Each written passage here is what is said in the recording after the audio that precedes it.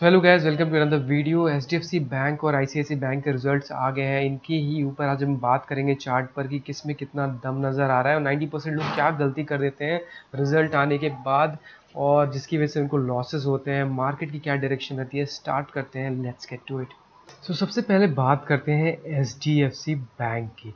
आपके सामने HDFC bank का चार्ट ओपन है। अब देखो इस चार्ट में ना एक एक जो ये कैंडल एक एक दिन का है, मतलब आपको पूरे एक साल की ट्रेडिंग दिख जाएगी। नीचे आप देख सकते हो कि लास्ट दिसंबर से लेकर आपको यहाँ पर जुलाई तक की ट्रेडिंग दिख रही है। मतलब क्या हुआ है पिछले एक डेढ़ साल में, एक साल में आपको दिख जाएगा। तो बेसिकली क्या है ना, एचडीएफसी बैंक ने एक हाई लगाया था 1880 का, जिसको इसने एक टॉप बनाया था और उसके बाद काफ़ी दिनों तक नीचे ही ट्रेड करता रहा, जो भी न्यूज़ हो उसकी वजह से। एंड फाइनली इसने अप्रैल के बाद मई स्टार्ट या अप्रैल एंड में इसने एक ब्रेकआउट दिया, एक मैसिव ब्रेकआउट दिया इस जोन से। 1880 का जो एरिया था, इसको इसने फाइनली ब्रीच कर दिया। देखो ये बहुत इम्पॉर्टेंट नोट करने वाली चीज़ है कि इसने, इसी को बोलते हैं 52 वीक हाई स्टॉक्स। क्यों बोला जाता है? क्यों? क्योंकि जो पिछले साल का हाई था उसको ब्रेक करना और एक नया हाई बनाना, उसके ऊपर सस्टेन करना। आप देख सकते हो इसने 1880 को ब्रेक नहीं किया, चाहे जितना भी गिरा, ऊपर से 2000 से गिर के नीचे आ गया है। लेकिन आप ये देखोगे जो इसका प्रीवियस हाई था, जिसको इसको क्या होता है ना कि कोई भी स्टॉक अगर पिछले साल का जो हाई लगाता है उसको ब्रेक करने में इसको बहुत दिक्कत आती है। लेकिन अगर वो ब्रेक कर गया, जैसा कि यहाँ पर इसने इस जगह पर ब्रेक किया 1880 को, और ब्रेक करने के बाद कितनी अच्छी इसमें मूवमेंट आई, सीधे 200 रुपये या करीब करीब 150 रुपये तक की मूवमेंट हमें इसमें देखने को मिली। तो जो कि एक बहुत अच्छी चीज़ है। मतलब ये दिखाता है कि मार्केट जो एचडीएफसी बैंक का है वो कितना अच्छा और स्ट्रॉन्ग है इस कंपनी का स्टॉक। क्यों? क्योंकि जब भी कोई स्टॉक है ना, अगर मैं कई बार मैंने बताया है कि वो नए हाईज जब तक बना रहा है, इसका मतलब है कि जो बैंक का शेयर है या इस कंपनी में बायर्स ऐड होते जा रहे हैं और आगे का फ्यूचर इसमें अच्छा लग रहा है। देखो किसी भी कंपनी का शेयर मैं कैसे सेलेक्ट करता हूँ, या अगर आप सीखना चाहते हैं कि कैसे ट्रेडिंग होती है, तो ज़रूरी है ये समझना कि हमें उस स्टॉक को ख़रीदना है जो कि प्रीवियस हाइज के ऊपर ट्रेड कर रहे हो, पिछले साल के या पिछले 2 से 3 साल के। उसके ऊपर जब ये निकल जाए ना, तो इसका मतलब हम कहते हैं कि अब इसमें एक नई ट्रैजेक्टरी शुरू हो गई है और अब ये अप ट्रेंड में जाने के लिए रेडी है। इसमें अगर आप देखोगे तो लगातार नए हाइस बना रहा है। लगातार जब तक कोई शेयर, कंपनी का शेयर लगातार नए हाइस बना रहा हो, तो उसको बोलते हैं कि इसका जो ट्रेंड है वो बुलिश है और इसमें बायर्स इंटैक्ट है।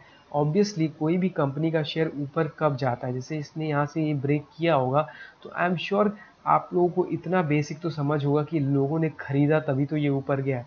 किसी भी स्टॉक प्राइस को या किसी भी कंपनी के शेयर को ऊपर जाने के लिए उसकी बाइंग ज़रूरी है। उसमें जब बाइंग आएगी तभी तो वो ऊपर जाएगा। अब एक बार के लिए ऊपर गया, थोड़ी सी इसमें देखो अब प्रॉफिट बुकिंग आई है यहाँ पर, तो फिर से इसको बोलते हैं रीटेस्ट जोन। ये क्या था? रीटेस्ट जोन था। रीटेस्ट क्या? जो प्रीवियस आपका हाई था उसको इसने जब ब्रेक किया यहाँ पर, तो वापस से इस जगह पर रीटेस्ट करने के लिए एक बार आया। रीटेस्ट करके फिर आप देख सकते हो एक नया हाई बनाया है और थोड़ा सा फिर से स्विंग लेके फिर एक और हाई लगा दिया। तो एच बैंक का जो चार्ट का पैटर्न है वो इंटैक्ट है। इंटैक्ट इन द सेंस कि जब तक लोज ब्रेक ना हो। अब लोज ब्रेक होने का मतलब क्या है? ये जो प्रीवियस स्विंग लो है ना, जब नया हाई मार्केट बनाती है ना, जैसे अभी इसमें नया हाई क्या बना है? नया हाई बना 2025 का। तो उसके पहले जो प्रीवियस स्विंग लो होता है ना, वो बहुत ज़रूरी होता है। वो ब्रेक नहीं होना चाहिए। जब तक वो ब्रेक नहीं होता, मार्केट का जो ओवरऑल स्ट्रक्चर है वो इंटैक्ट है और यहाँ से हम इसको आगे देख सकते हैं 2300 और 2400 तक। क्यों? क्योंकि जब भी कोई कंपनी का प्राइस या कोई भी शेयर का प्राइस है, अगर बेसिक्स आपको स्टॉक मार्केट की पता हो, जब तक वो नए स्विंग हाइस बना रहा है तब तक उसका जो अप ट्रेंड है वो इंटैक्ट होता है। उसको ब्रेक करेगा जब प्रीवियस जो स्विंग लो है उसको जब ब्रेक करता है ना, तब हम कहते हैं कि मार्केट का जो ट्रेंड है या मार्केट जो जो उस कंपनी का शेयर है उसका जो ट्रेंड है वो बुलिश से बेरिश शुरू हो गया है। जब इस चीज़ को ये ब्रेक करेगा, जैसे कि इसमें प्रीवियस केस में हुआ था। मैंने कई बार आपको एग्जांपल दिया हुआ है जिसमें आप जाकर देख सकते हैं।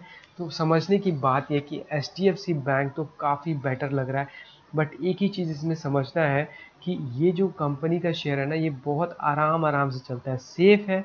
सेफली इन द सेंस, देखो आप इसमें देख सकते हो कि काफ़ी टाइम तक ना एक रेंज में फंस जाता है कई बार। तो इस वजह से क्या होता है, लोगों के पेशेंस नहीं रहता। लेकिन जब इसमें मूवमेंट आती है, जैसे यहाँ पर देखो एक बार के लिए मूव आया, जब 1890 को जब ब्रेक किया तो सीधा ये गया कहाँ तक, 2030 तक। तो अच्छी मूवमेंट दिया है। अब ये हम कह सकते हैं कि अभी भी मूवमेंट इंटैक्ट है इसका। कंपनी का जो रिजल्ट आया है वो भी अच्छा आया है। तो अगर अब इसमें करना क्या होता है, इसकी ट्रेडिंग कैसे करते हैं, वो भी मैं आपको समझाता हूँ कि इसको बाई कैसे करते हैं। इसके लिए आपको सबसे पहले क्या करना है, आपको खोलना है इसका आर्ली कैंडल चार्ट। अभी क्या है, ये 1 डे, इसको 1 आवर जब आप टाइप करोगे यहाँ पर तो इसका खुल जाएगा 1 आवर का कैंडल चार्ट। अब इसमें आपको दिखेगा कि रिसेंटली छोटे टाइम फ्रेम पे इसमें एक ब्रेकडाउन आया है। तो मैं कैसे ट्रेड करता हूँ कि ब्रेकडाउन जो इसमें आया ना, जैसे इस लेवल को इसने एक बार के लिए गया, फिर वहीं से आप देखो थोड़ी सी बाइंग आई, फिर थोड़ा सा नीचे और फिर वहाँ से बाइंग। लेकिन फाइनली इसने रिसेंटली अभी जो फ्राइडे की जो मार्केट थी उस दिन इसने यहाँ पर ब्रेकडाउन दे दिया था। तो ये ब्रेकडाउन क्या है कि इस तरीके का ब्रेकडाउन हो गया, मार्केट नीचे चली गई। तो ये इम्पॉर्टेंट जोन वापस से हो जाता है। देखो स्टॉक मार्केट में क्या होता है ना, जिस लेवल को ब्रीच करता है वापस से, अगर उस लेवल को, जैसे यहाँ पर आप देख सकते हो इस तरीके से ट्रिपल टॉप बना है, तो यहाँ से इसने जब इसको ब्रेक किया ना, तो अब क्या होगा, उसी जोन को जब स्ट्राइक करेगा, उस जोन को जब यहाँ पर स्ट्राइक करेगा और यहाँ से इसके ऊपर जाने लगे, तब हम इसमें एंट्री बनाएंगे। यही बेसिक गलती लोग कर देते हैं। वो न्यूज़ देखते हैं कि रिजल्ट अच्छा आ गया, एंटर कर जाते हैं, लेकिन ऐसा नहीं करना है। आपको छोटे टाइम फ्रेम पे जो 1 घंटे का टाइम फ्रेम है उसमें देखना है कि रेजिस्टेंस कहाँ है। ये 1970 का जो जोन है ना, ये रेजिस्टेंस है। अब कल को मान लो जो एच बैंक का स्टॉक है वो खरीद खुलता है 1956 पे, तो हम वेट करेंगे 1977 क्रॉस होने के बाद हम इसमें एंट्री लेंगे 5-10 मिनट उसके ऊपर बड़ी बड़ी कैंडल बननी चाहिए, तब एंटर करो और डे लो के नीचे आप स्टॉप लॉस लगाओ। आई होप आपको समझ आई होगी मेरी बात। जो रीसेंट इसका ब्रेकडाउन हुआ है ना, यहीं पे लोग गलती करते हैं, इसी वजह से लोग फंस रहे हैं। इसमें देखो ये ब्रेकडाउन है, ये क्या है, यहाँ से ब्रेकडाउन आया है, इसको बोलते हैं डबल टॉप ब्रेकडाउन या ट्रिपल टॉप, जो भी आप बोल लो। देखो एक, तीनों के तीनों हाइस एक जैसे हैं यहाँ पर, ठीक है। और उसके बाद उसको ब्रेक डाउन कर दिया इसने। और ये एक दिन की बात नहीं है, 1 महीने की बात है। नीचे आप देख सकते हो 1 महीने का टाइम दिया है। तो 1 महीने का जो इसने एक रेजिस्टेंस बनाया है या एक सपोर्ट बनाया है, उसको जब ब्रेक कर दिया तो वापस भी जाएगा, तो उससे ऊपर जाने में इसको तकलीफ होगी। ये स्टॉक मार्केट का फर्स्ट रूल है कि जैसे जैसे जिस तरीके से स्टॉक अगर नीचे गया है तो ऊपर जाने में भी उसी जगह पर उसको प्रॉब्लम आती है। तो हम देखेंगे कि यहाँ पर कैसे 1980s पे बिहेव करता है, तब हम इसको बाई करेंगे। ऐसी ब्लाइंडली आपको नहीं बाई करना है। हाँ, लेकिन अगर ये मंडे को गैप अप होती है, 2000 के पास ओपन होती है, तो फिर आप बाई कर सकते हो। इसके नीचे 1960 1970 का स्टॉप लॉस या 1940 का स्टॉप लॉस भी आप लगा के बाई कर सकते हो। तो ये तो रही एचडीएफसी बैंक की बात। अब आते हैं आईसीआईसीआई बैंक पे। देखो, तो आईसीआईसीआई बैंक हो या एचडीएफसी बैंक हो, सबसे पहला रूल होता है कि आपको उसका डेली टाइम फ्रेम खोलना है, 1 डे का चार्ट। जब आप 1 डे का चार्ट ओपन करोगे ना, तो देखोगे कि ये एक रेंज में फंसा हुआ है। मे बी इनका रिजल्ट देखना चाहते थे इन्वेस्टर्स या जो भी ट्रेडर्स हैं, स्विंग ट्रेडर्स हैं। आप देखो एक पूरा एक रेंज में फंसा हुआ, ये एक अच्छी बात है। ये लोग कहते हैं यार रेंज में फंसा हुआ, रेंज में फंसा होना अच्छी बात है। एक तरीके से आप देख सकते हो कि नीचे भी नहीं गिर रहा। तो अब इसकी क्लोजिंग हुई है 1425 पे। हम वेट करेंगे कि 1467 को ये ब्रेक करे, तब एंटर करेंगे। देखो मैं बोल रहा हूँ, स्टार्टिंग में ही बताया, 90% लोग यही गलती करते हैं। वो लोग ओपन पे बाई कर लेते हैं। आपको ओपन पे बाई नहीं करना है, वेट करना है इस जोन को जब ब्रेक हो, तब आप एंटर करो और इस तरीके का स्टॉप लॉस इसमें लगाओ। अब ये बेसिक चीज़ें ही लोग फॉलो नहीं करते हैं, इसीलिए उनको लॉसेस होते हैं। कि अगर उन्होंने ले लिया तो स्टॉप लॉस भी नहीं उनका होता है और ऐसे ही ख़रीद लेते हैं। अब जब इस रेंज से बाहर निकल रहा है, मान लो ये 1467 के ऊपर, तो आपको स्टॉप लॉस भी लेना है। स्टॉप लॉस इस रेंज के नीचे 1400 आपका स्टॉप लॉस होगा। तो अगर आपने 1467 के ऊपर लिया तो 1400 के नीचे स्टॉप लॉस लगाना है, इस रेंज के नीचे या फिर इस डे लो जो बना होगा उसके नीचे, या 1425 के नीचे जो लास्ट क्लोजिंग प्राइस है इसके नीचे भी आप अपना स्टॉप लॉस लगा सकते हो। तो ये तरीका होता है ट्रेडिंग का। सो जब तक आप बेसिक नहीं समझोगे ना स्टॉक मार्केट का, आपको दिक्कत आने वाली है, प्रॉफिटेबल आप कभी नहीं बन सकते। आप चार्ट में देखो, डेली टाइम फ्रेम पे जाओ और देखो कि सपोर्ट और रेजिस्टेंस कहाँ है। तो अभी के लिए यहाँ पर एक तरीके का डबल टॉप बना हुआ है, एक रेजिस्टेंस बना हुआ है 1467 का।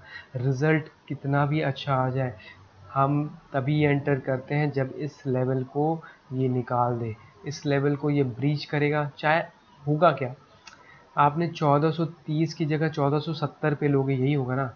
20-25 रुपए ही तो एक्स्ट्रा दे रहे हो, लेकिन आपकी श्योरिटी होगी कि आप ऐसे जगह पे ले रहे हो जहाँ पर जिसको बोलते हैं ब्रेकआउट। तो जब आप ब्रेकआउट पे एंटर करते हो ना तो आपके विनिंग के चांसेस ज़्यादा हो जाते हैं, क्योंकि अगर आपने यहाँ पर कहीं एंटर लिया तो ये हो सकता है कि थोड़ा सा ऊपर जाके और फिर यहाँ से नीचे घूम जाए। तो क्या होगा, आप होल्ड करके बैठे रहोगे और हो सकता है 1 साल 2 साल 4 साल कब तक होल्ड करो कोई नहीं जानता। सो इट्स बेटर कि आप एंटर तब करो जब इस लेवल को ब्रेक करे। तो आई होप आपको वीडियो पसंद आई होगी, कुछ सीखने को मिला होगा। आप अपने फ्रेंड्स के साथ भी शेयर कर सकते हैं। सो मिलते हैं आपसे अगली वीडियो में, तब तक के लिए take care, see you and bye.